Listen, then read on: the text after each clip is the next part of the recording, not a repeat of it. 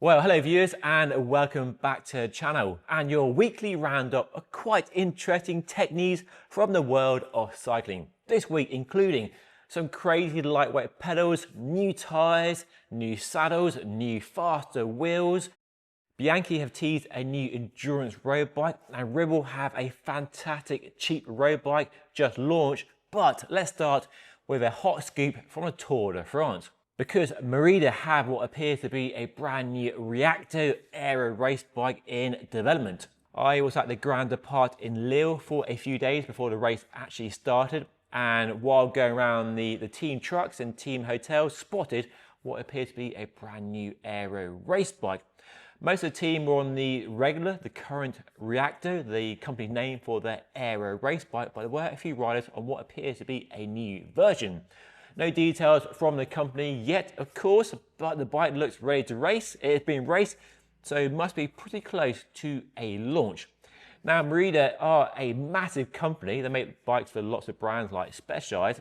Sadly not available in the US if you're watching this video in the US, but do offer great value for money in Europe and the UK, but sadly not as popular as they should be. Definitely a bit of brand snobbery, the same issue with Giant and Boardman, other brand, not as sexy as a Specialized or a Trek perhaps, but definitely make really good bikes.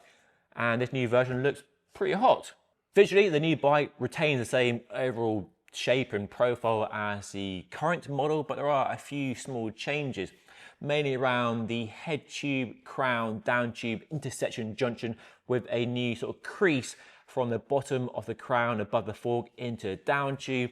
The rear seat tube area looks a bit deeper as well. The fork blades look a bit deeper. But other than that, it's hard to tell what they've changed. It's probably a case of refining the Aero, some improved tube shapes, and probably a big focus on weight because the current bike isn't that light. You're looking at about 7.7 kilos for a top level trim, which isn't light enough for a pro team these days, when a lightweight Aero bike can be down to sort of 7.1, 7.2 kilos. So definitely weight to come off that frame. So I'd imagine the new frame has been on a diet and slimmer new tube profile to maintain the Aero, because the old bike, current bike should I say, is still a very Aero bike. I reviewed a lower spec model a few years ago and was very impressed with the performance and speed of that bike, and that review is linked down below in case you haven't seen it. So yes, a new Reacto Aero bike coming from Merida very, very soon. Let me know what you think of that bike by dropping a comment down below. Next up, Roval, the wheel brand from Specialized, have some brand new wheels that turn Aero conventional wisdom on its head, because they have a deeper front wheel and a shallower rear wheel, where normally you have a deeper rear wheel and a shallower front wheel, or the same depth front and rear. But a deeper front wheel makes sense because Aero at the front of the bike is what matters. The Tarmac SL8 was designed around this idea that Aero at the front of the bike, your frontal surface area, is more important than what happens behind your legs and the back of the bike. Hence the nose cone and that narrow Aero handlebar. So having a deeper front wheel does make sense. So the new wheels have a 63mm front rim profile and a 58mm rear profile that they claim makes the wheels 18 centimeters faster in a 250-meter sprint versus the old wheels. And they are sprint wheels, so hence that focus on the sprint finish. But the downside, potential downside anyway, is being more affected by crosswinds and strong breezes, and the front wheel being caught by crosswind and handlebar snatching around and creating a bike that's a bit of a handful, which is why brands do tend to a shallower front wheel and a deeper rear wheel for that handling balance and stability you want when riding a bike at speed. But given the fact they're designed for a sprint, and the sprint finish is usually a straight line and you don't have crosswinds to worry about, is why they've gone to that deeper front wheel. As well as that bold Aero development is the bold move to carbon fiber spokes. We've seen carbon composite spokes become quite popular, especially with Chinese brands, and Cadex and Hunt do use them, but the bigger Western brands like Envy and Zip haven't embraced carbon spokes. But now Roval, one of the big brands to really embrace carbon spokes, which they claim are 20% stronger and create a system weight that's 100 grams lighter. The rims are still hooked and optimized for a 28mm tire, and claim weight is just under 1400 grams. It's not crazy lightweight, and about 100 grams heavier than the brand new NV SES 4.5 Pro wheels launched last week, which use steel spokes. Roval has also brought this deeper front wheel technology mindset to their lower level wheels, the Rapide CLX3 and the Rapide CL3, with the same approach but a slightly shallower overall depth, 51 front and 48 rear. And the CLX3 wheels are a whopping 215 grams lighter than the old wheels, thanks to the use of composite spokes as well. So lighter and more aero, they do look good. Let me know what you think of this idea of a deeper front wheel and a shallower front wheel, and your thoughts on carbon fiber spokes. And I've requested a set of these wheels for testing to see how they actually handle here in the Cotswolds. So stay tuned for that by hitting that subscribe button down below. Following hot on the heels of the affordable Canyon Enduro Allroad that launched a few weeks ago, you hopefully saw my video on that, linked above and down below in case you missed it, is a brand new Ribble Allroad AL, with prices starting from £1,400.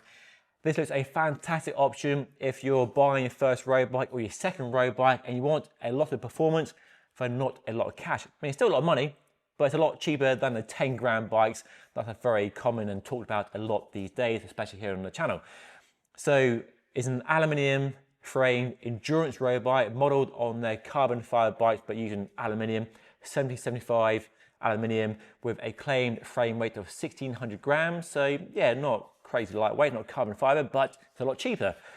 Space for 35mm wide tyres. It's a shame they didn't go wider, 38-40, to really live up to the endurance tag, and bikes shipped with 32mm Pirelli tyre. So probably endurance enough for most people, but could have gone a bit bolder perhaps if I'm being really fussy. Fender mounts, extra mounts for bottles and all that sort of stuff for endurance. So a versatile bike for commuting, touring and just road riding. Endurance geometry, so higher stack, shorter reach, and a T47 bottom bracket as well. So that's a cool detail on the bike. And prices start from £1,400 with Shimano Tiagra, and for £1,500, just over £1,500, you get a Shimano 105 group set with hydro disc brakes as well.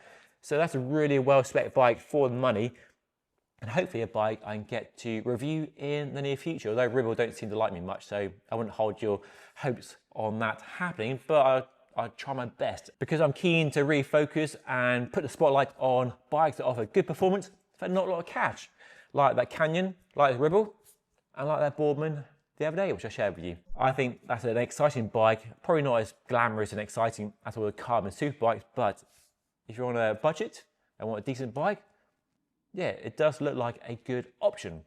Tyres are getting wider, and wider means more rubber, so heavier, but Continental are trying to make a wide tyre lighter with what they're calling the Archetype, which is a strange name. I don't know if it's a sort of a concept name or production name, but this is a new tyre developed with the UAE Emirates Tali Bugatti team, essentially.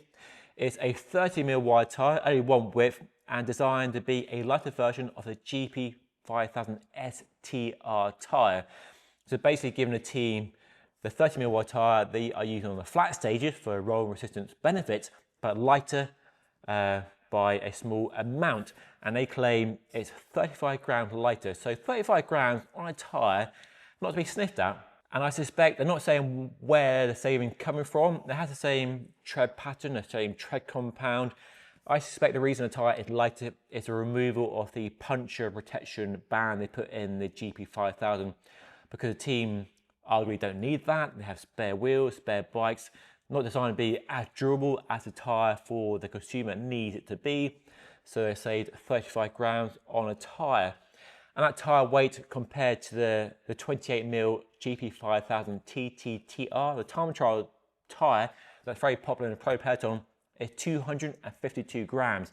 So that tyre is faster, but definitely not a tyre for everyday use. For us, people buying tyres who want that durability along with high speed, the TTTR is definitely not a tyre to choose, but the new Archetype could be a tyre to choose, but it would cost you £95 each, ouch.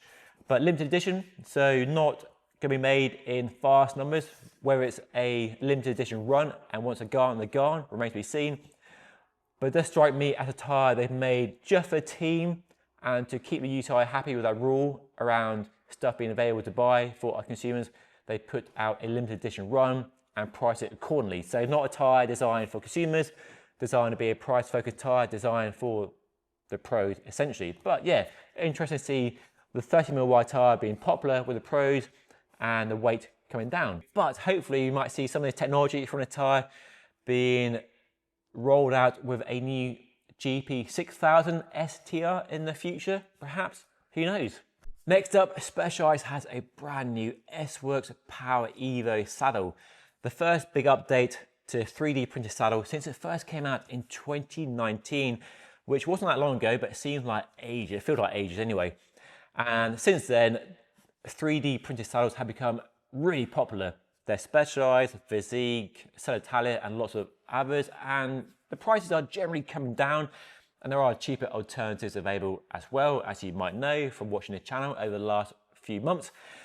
And in the pro peloton, they are massively popular, and I'm a big fan. The comfort improvements over a regular foam saddle, especially for long rides, is fantastic. So this is the first big update to the Power since it first came out, and designed with the team, of course, designed with influence, input from Remco himself. And a key focus of this saddle, it's designed for riders who move around on a saddle quite a bit, so they had designed it to be comfortable in different positions. And they claim it's more comfortable than the original, with 34% less pressure at the nose versus a traditional foam saddle, 18% less peak pressure along the midline versus the Power Mirror with a sort of invisible recessed channel, and 29% less pressure at the sit bones versus a regular foam saddle. So that wide nose is a nice thing as well. If you do sit on the nose quite a bit, it was quite narrow on the old saddle, so that's a nice change. And also another change for bike setup adjustment is 2 centimeter longer rails, and lots of pros are slamming their saddles right forward, so that gives them more scope to do that for that really aggressive over the bottom bracket fit that lots of pros like. It's also lightweight at a claimed 221 grams, so very impressive indeed, but the price is very high.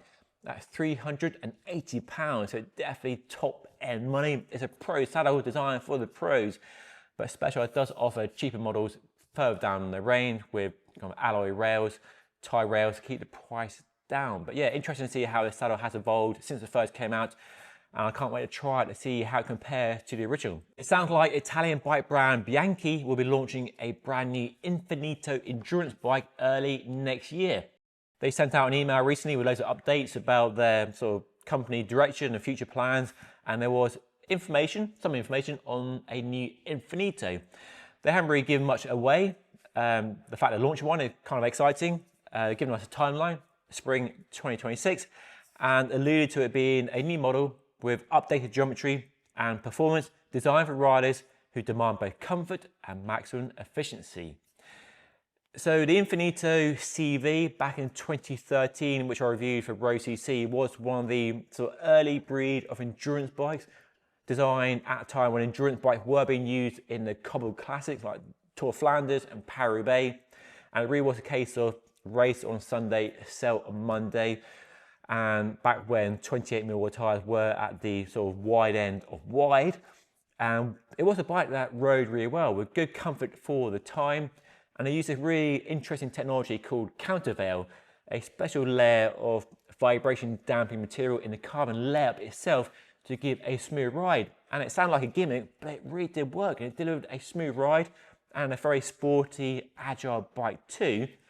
But in the years since, they haven't really improved it. They gave it a disc brake makeover, but more recently we've seen the endurance category really go turbocharged with 40mm wide tyres and ever more comfort and lower weight and aero, and the likes of the Giant Defy, the Special Roubaix, the Trek de Marne, MB Frey have become really popular in that category right now, and the Canyon Durace as well. But the Bianchi Infinito, yeah, the bike I've largely forgotten about because they haven't updated it, they haven't been promoting it. So, and I think Bianchi have lost their way a bit in the last few years. I don't know what's going on at Bianchi, what's going on behind the scenes, why they have some new bikes out. They got the Ultra, the Radical Aero bike, that's probably a step too far for most people. And the Specialissimo was a fantastic bike when it first launched, but been taken away from its original goals, in my opinion. And the Infinito seems like they've forgotten about it, and I've forgotten about it, and I'm sure you've forgotten about it as well, but it should be back next year. And I can't wait to see what they do, and hopefully put the Bianchi Infinito back on the table as a contender in the increasingly hotly contested endurance category.